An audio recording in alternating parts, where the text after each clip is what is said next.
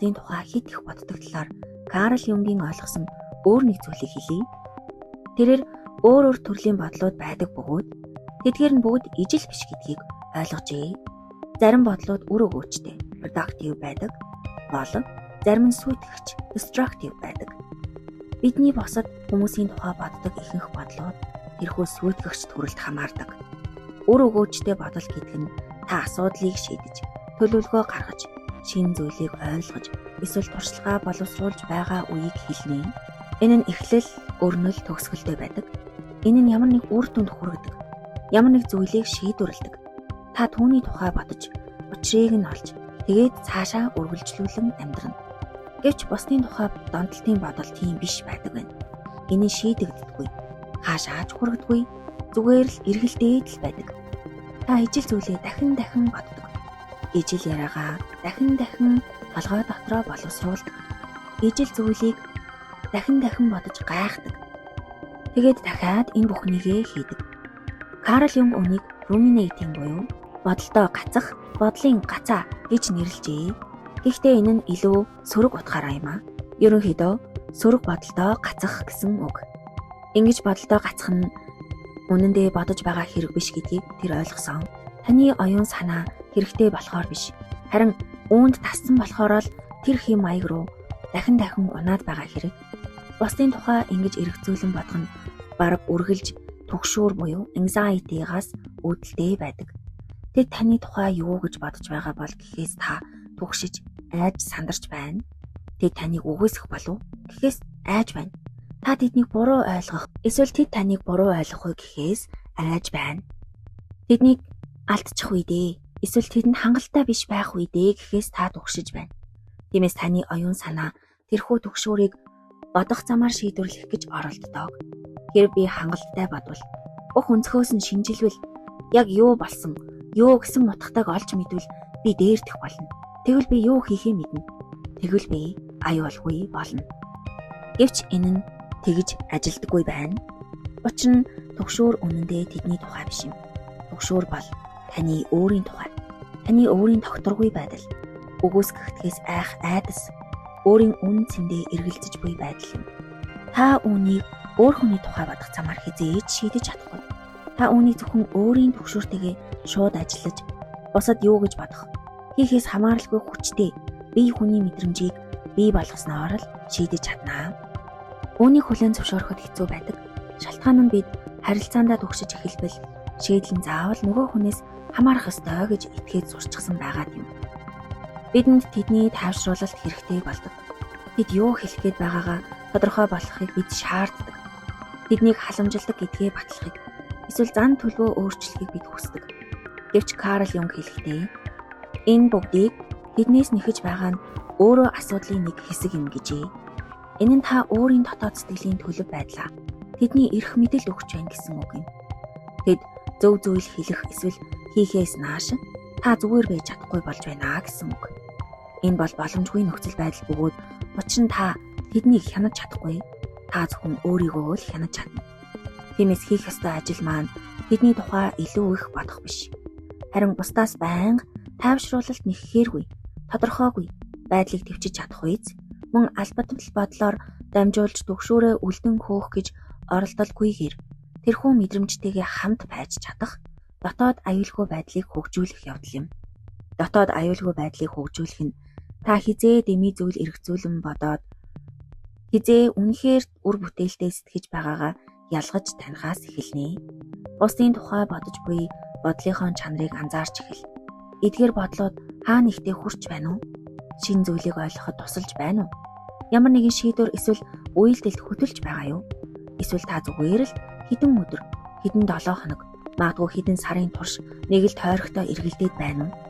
Хэрв сүүлийнх нь бол хэрв та дэмий зүйл эргцүүлж байгаагаа анзаарсан бол хийж чадах хамгийн тустай зүйл бол зогсох явдал юм.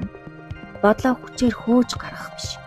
Харин анхаарлаа зөөлнөр өөр зүйл. Жишээ нь амьсгалдаа, бие мах боддоо.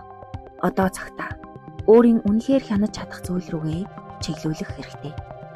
Карл Юнг хүний сэтгэл зүйд байгалийн мэрэгэн ухаан байдаг гэж итгэдэг байв. Хэрв та дэмий эргцүүллээ тэжээхэ болж албадмал бодлуудтайгаа зууралтхаа зогсоо болов яваандаа тэд хүчээ алддаг. Тэд намдаж атгалтаа сулалдаг байна. Шууд биш ч гэлээ цаг хугацааны ирэхээр. Харин та тэдэнтэй зууралцаар байвал нөгөө хүний тухай бодол бүрийнхээ араас хөөцөлцөөр байвал та энэ хэв маягийг улам баттгаж байна гэсэн үг. Та оюун санаагаа бид ийм л зүйл хийдэг гэж дасгалжуулж байна. Бид тэдний тухай боддог. Тэдний төлөө санаа зовдог. Тэднийг ойлгох гэж оролддог. Ингэснээр энэ хэв маяг улам хүчрхэгжинэ. Энэ хэв маягийг идэхэд сахилга бат хэрэгтэй. Хатуу чанга биш. Харин зөөлөн бөгөөд тууштайгаар анхаарлаа дахин чиглүүлэх явдал юм. Өөрийгөө дэмий зүйл эргцүүлж байгааг барих бүрдээ. Анхаарлаа өөртөө одоо цагтаа яг таны өмнө байгаа бодит зүйл буцаан авчрах хэрэгтэй. Юнгийн ойлгосон нэг чухал зүйл бий. Та бусдын тухай тийм их бодгоо болох үед орон зай үүсдэг. Оюун санаанд чинь, сэтгэл зүйд чинь, амьдралд чинь орон зай бий болдог. Тэр орон зай эхэндээ маш тухгүй санагдаж магадгүй. Магадгүй хоосон, уйтгартай, эсвэл ганцаардмал санагдаж мэднэ. Учир нь та тэр орон зайг маш удаан хугацаанд магадгүй бүхий л насаараа бусдын тухай бодлоор дүүргэж ирсэн.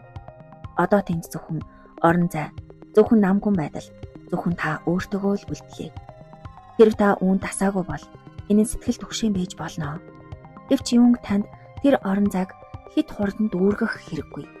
Өөр хэн нэгнийг олж бодох, эсвэл оюун санаагаа сарниулах, өөр зүйл хайх гэж бүү яар гэж хэлэх байсан болов уу? Үүний оронд тэр орон зайг байгаагаар нь үлдээ. Түүнтэй хамт суу. Түүнийг сонирхон ажигла. Бусдын тухай бодлоор оюун санаагаа байнга дүүрэхгүй байх үед юу гарч ирэхийг хар. Гарч ирэх зүйлс нь ихэвчлэн гайхмаар байдаг. Өмнө нь цаг зав алдахгүй байсан бүтээлч санаанууд, таны зайлсхийж байсан мэдрэмжүүд, үнэхээр юу хүсэж байгаагаа ойлгох тодорхой байдал танд байдаг гэдгийг ч мдээгүй тэр их эрчим хүч. Бусдын тухай бодсон оюун санааны шуугаан дор дарагдсан байсан өөрийгөө мэдрэх мэдрэмж. Бусдын тухай албадмал бодлоо зогсоох үед ирдэг энэ орон зай, энэ хоосон чанар бол үнэндээ үржил шимтэй хөрс юм. Карл Юнг үүнийг ангал, the void гэж нэрлэдэг юм. Түүнийхэр бол энэ ангал нь муу утгаараа хоосон биш юм. Энэ бол боломжоор дүүрэн хоосон чанар юм. Энэ бол шинэ зүйл төрөн гарч ирэх газар юм. Гэхдээ та түүнтэй хамт байхыг хүсэх ёстой. Түүнийг дүүргэх гэж шууд ухасхийг хэрэггүй. Орон зайн таагүй мэдрэмж нь төр зурих бөгөөд түүний цаана үн цэнтэй зүйл байгаа гэдэгт итгэх хэрэгтэй. Олон хүний хувьд энэ бол хамгийн хэцүү хэсэг юм. Хоосон чанартай хамт суух, бусдын тухай албадмал бодлоор өөрийгөө сарниулахгүйгээр өөртөөгөө хамт байх. Энэ нь албадмал бодлуудын тусламжтайгаар зайлсхийж байсан бүх мэдрэмжийг ил гаргаж ирдэг. Ганцаардал, айдас, уян гашуу, уур хилэн, ичхүүр. Бусдын тухай бодлыг хамгаалтын хаалт болгон ашиглахаа болох үед энэ бүгд гарч ирнэ. Энэ нь таныг маш их өвдгөн. Гэхдээ энэ нь зайлшгүй шаардлагатай зүйл. Учир нь тэдгээр мэдрэмжүүдийг мэдрэх хэрэгтэй. Тэдэнд анхаарал хэрэгтэй. Тэд өөр хэн нэгний тухай оюун санааны тойрогт түгжигдэхийн оронд таны дотор урсаж өнгөрөх ёстой. Карл Юнг мэдрэгдээгүй мэдрэмжүүд нь шинж тэмдэг үүсгдэг гэж итгэдэг байсан. Тэд төгшөөр үүсгдэг. Тэд албадмал бодлыг бий болгодог. Тэд таныг гацаадаг, хэм маягийг үүсгэнэ. Гэхдээ та тэднийг мэдрэхэд бэлэн байх үед, тэднээс зугтахын оронд тэдэнтэй хамт байх үед тэд аажмаар таныг тавьж явуулнаа. Тиймээс бусдын тухай хит их бодохгүй байхын нэг хэсэг нь илүү ихийг мэдрэхэд бэлэн байх. Бусдын мэдрэмжийг ойлгох гэж толгоогоо гашилхахын оронд өөрийнхөө мэдрэмжийг мэдрэх явдал юм аа. Байнга бусад руу өөрийгөө тусгахын оронд өөрийн туршлагатаа төвлөрөх явдал юм. Энэ бол маш эмзэг ажил. Энэ бол нандин ажил. Энэ нь таныг дасаагүй арга замаараа өөртөөгөө хамт байхыг шаарддаг. Гэвч Карл Юнг энэ бол үнэхээр эдгээдэг ажил. Энэ бол таныг үнэхээр чөлөөлдөг ажил гэж хэлэх байсан. Одоо практик зүйл ярилцъя.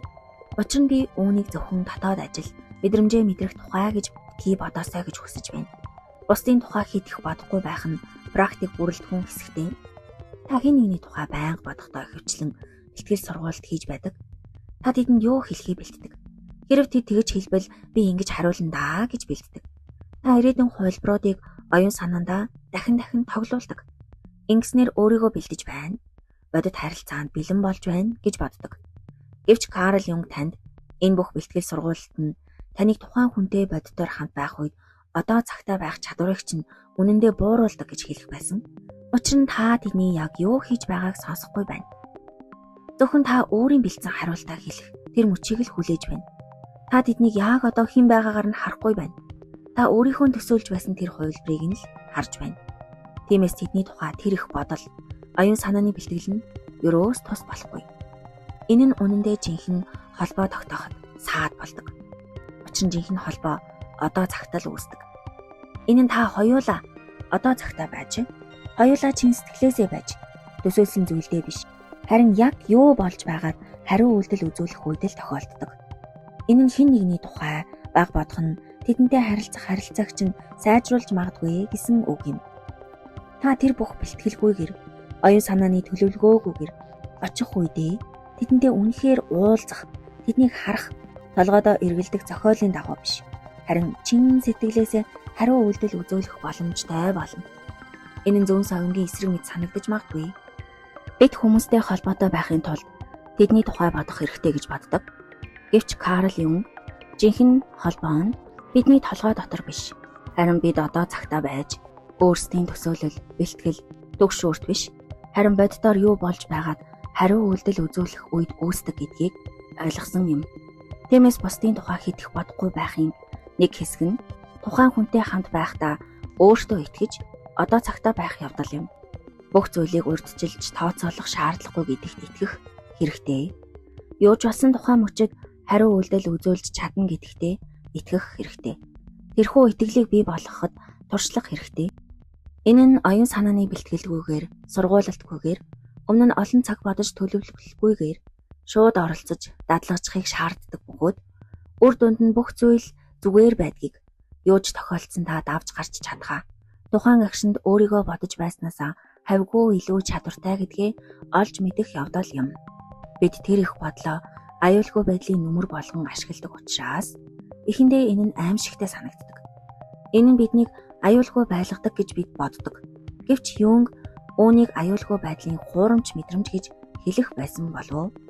Жинхэнэ аюулгүй байдал нь өөртөө итгэх итгэлээс, альва зүйл урган гарахад түүнийг зохицуулж чадна гэдгээ мэдхээс, бусад хүмүүс юу гэж хэлэх, эсвэл хийхээс үл хамааран өөртөө бат зогсохоос ирдэг. Бусад хүмүүсийн тухай бодол бүх эрч хүчээ өгч байхдаа та тэрхүү итгэлийг бий болгож чадахгүй. Та өөртөө эргэж ирэх дадлыг хийх ёстой. Өөртөө итгэх дадлыг хий. Оюун санааны бэлтгэлгүйгээр тухайн цаг хугацаанд байх дадлыг хий. Бусдын тухай тэгж их бодгоо байх үед юу тохиолддог талаар өөр нэг зүйлийг хэлье. Та тэднийг илүү тодор харж эхэлнэ. Өөрийнхөө оюун санаанд бүтээсэн тэр хувилбарыг биш. Өөрийнхөө төсөөллийг биш. Харин тэд яг хэн бэ гэдгийг. Учир нь та хэн нэгний тухай байнга бодохгүй. Тэднийг байнга шинжилж, учрыг нь олох гэж хичээхгүй байх үедээ өөрийн хайж байсан, эсвэл айж байсан, эсвэл найдаж байсан зүйлээ биш. Харин яг юу байгааг нь зүгээр л ажиглах, анзаарах, харах боломжтой болдог. Заримдаа таны харсан зүйл таныг гайхшруулж магадгүй. Заримдаа тэд таны бодож байсан хүн биш болохыг та ойлгодог. Заримдаа тэр харилцаа таны бодож байсан шиг биш байсныг ойлгодог. Заримдаа та зөвхөн өөрийнхөө оюун санаанд л оршдог байсан. Тэр хувилбарт нь дурлаж, эсвэл түүнээс айж, эсвэл түүн таалагдах гэж хичээж байснаа ухаардаг. Энэ нь төөрөгдмөл санагдаж болох ч нөгөө талаараа чөлөөлөлт юм. Учир нь энэ нь та тухайн хүний талаарх өөрийн төсөөлөлтэй биш. Харин бодит хүнтэй харилцаж эхэлж болно гэсэн үг юм. Бодит хүнтэй харилцах нь тэр хинч байсан хамаагүй. Илүү шудраг, илүү бодтой, үнэнд суурилсан байдаг. Хэдийгээр үнэн нь тэд таны хэрэгцээг хангаж чадахгүй байх байсан ч хамаагүй. Тэр үнэн нь харилцаа эрүүл бус байсан ч хамаагүй. Үнэн нь та түүнийг тавьж явуулах хэрэгтэй байсан ч ядчил та уран зөгнөлтөө биш бодит байдалтай ажиллаж байна гэсэн үг. Карл Юнг хүмүүст өөрсдийн төсөөлөл болон бодит байдлыг ялгахад туслахын тулд маш их цаг зарцуулсан. Тэрээр бодит хүнтэй биш, харин өөрсдийн төсөөлөлтөөгөө харилцаанаас хичнээн их зовлон зүдгүүр ирдгийг ойлгодог байсан. Мөн төсөөллөө татан авч тодорхой харах нь Сэтгэл зүйн ажлын хамгийн хэцүү бөгөөд хамгийн чухал хэсгүүдийн нэг гэдгийг тэр мэддэг байсан. Та хэн нэгний тухай тэгж их бодгоо байх үед өөрийн төсөөллүүдээ татан авч эхэлж байна гэсэн үг. Та илүү тодорхой харж эхэлж байна. Тэрхүү тодорхой байдал нь тааламжгүй байсан ч үн цэнтэй юм. Учир нь та төсөөлөл дээр үндэслэн зөв шийдвэр гаргаж чадахгүй. Та зөв шийдвэрийг зөвхөн бодит байдал дээр үндэслэн гаргаж чадна. Тиймээс өнөө орой үргэлжлүүлэн амарч байх та амьдрал дахь хүмүүсийн тухай тэгж их бодгоо зогсоовол юу тодорхой болж болохыг тунгаан бодоосой гэж хүсэж байна. Хэрв та өөрийн төсөөлөл, түгшүүр, найдлагын дурангаар харахаа болвол юуг олж харах байсан бол магадгүй тэд өөрт байгаа зүйлээрээ чадах бүхнээ хийж байгааг харах байх. Магадгүй тэд таны хэрэгцээг хангаж чадахгүй байгааг харах байх. Магадгүй тэд таны хүссэн шиг харагдахгүй байсан ч өөрийнхөө танд санаа тавьдгийг харах байх. Магадгүй та айл эрт дууссан зүйлээс зуураад байгаагаа харах байх. Та юу ч харсан бай. Энэ нь одоогийн тэр олон бодол, төсөөлөл, оюун санааны төөрөгдөл дундаас харж байгаа зүйлээс чинь үнэнд илүү ойр байх болно. Үннийг харах, бодит байдалтай ажиллах, энэ л танд урагшлах, бодит сонголт хийх, үннийг хүсэмжлэх бус харин бодиттой оршиж буй зүйл дээр үндэслэн амьдралаа босгох боломжийг олгодог. Энэ бол хүнд ажил.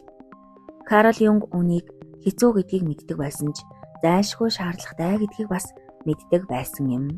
Бусад хүмүүсийн төсөөлөлд хамаг оюун санааны эрч хүчээ өгч өөр хин нэгний тухай хит автаж бодсноор өөрөөсөө зогтож байх зураа бид бодит байдал руугаа өөрлөгөө яг одоо энд байгаа бодит үнэн рүүгээ буцаж ирэх ёстой.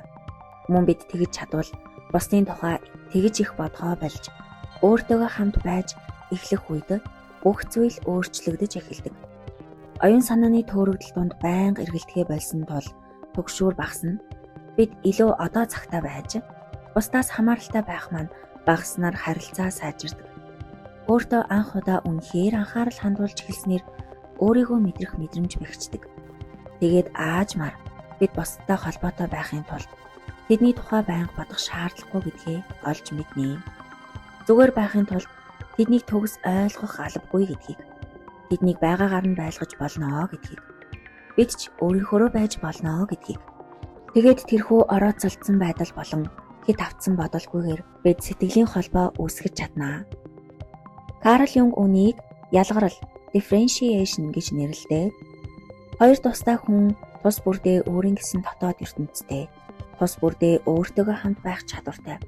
Бие биенээ дутуугаа нөхөхийн тулд биш, харин бие биенийхээ хүрээлэлд байх дуртай учраас, бие биенээ үнэлдэг учраас, харилцаанд тэднийг залгиж дуусгахгүйгээр амьдралыг нь баяжуулдаг учраас харилцааг сонгох явдал юм.